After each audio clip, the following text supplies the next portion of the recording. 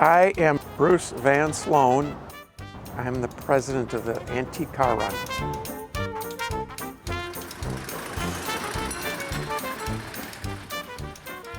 It's a lot of work, believe it or not. So this commemorates the London to Brighton run, and that was done to celebrate the removal of restrictions on speed of the cars in England. So prior to the revocation of the red flag law, they had all kinds of restrictions. You had, 8 miles an hour. You had to have somebody walking in front of you waving a red flag, and it was obviously put a lot of damper on the people who wanted to drive their cars around. So when they got enough power to change that law, there was a celebration, and so they drove from London to Brighton, which was 65 miles. And so in honor of that, we do the New London to New Brighton.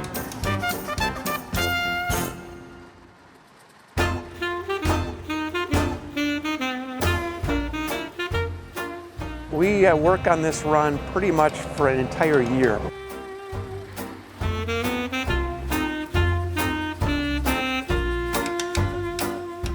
On this year's run, I'll be driving my 1907 Model S Ford, and that's the green one behind me there. And that's a very nice car, a nice car to drive. It's very reliable and a simple car to drive. The Model A Ford came out in 1903. That was the first car that Ford sold. Then they came out with the Model B and Model C. They came out with a Model F, K, N, R, and S, and that's the Model S that I drive. And then they came out with the famous Model T. So a lot of people think that the Model T was the first Ford car that was ever made, and that's not true. It was the Model A in 1903.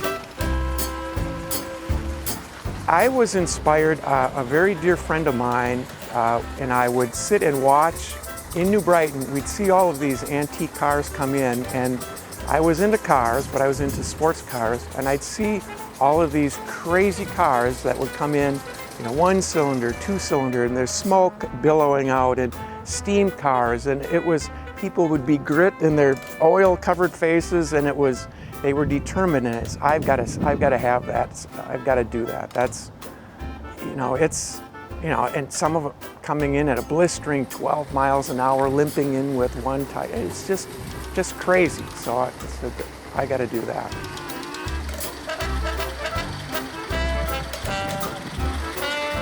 So the London to Brighton starts in downtown London, and so you've got to fight London traffic all the way out. And the antique cars are very, very challenging. They're temperamental, so all that stop and go traffic is really, really hard to drive in. So yes, this is a bit easier, but it does get more challenging as we get into the city as well when we start driving with modern cars.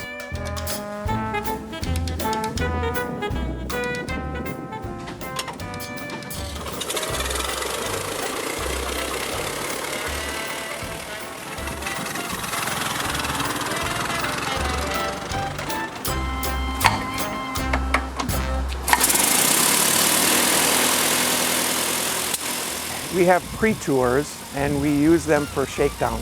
For instance, this year we've had a number of cars that have experienced some problems, and so the goal is to kind of shake these things out, find the problems, identify them, fix them, hopefully. Oh man, you welded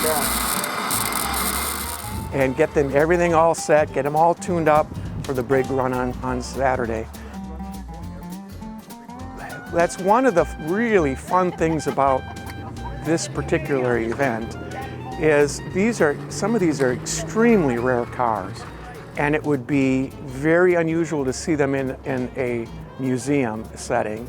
Here you're seeing them, they're running, and sometimes they're broken. So now you get to really get inside and see how the technology used at that particular time, that particular manufacturer's approach to a particular technical problem, sort it out.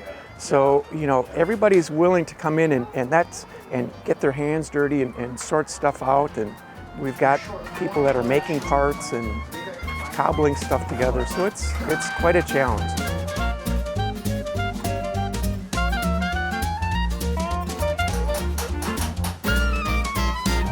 Getting 125 miles out of an antique car is quite an accomplishment.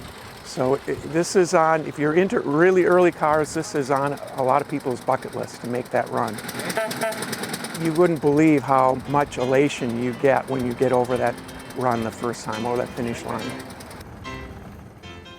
For 36 years, people have been coming from all over the United States and Canada. We've got people from England, we've had people from Australia, but this is a pretty unique run.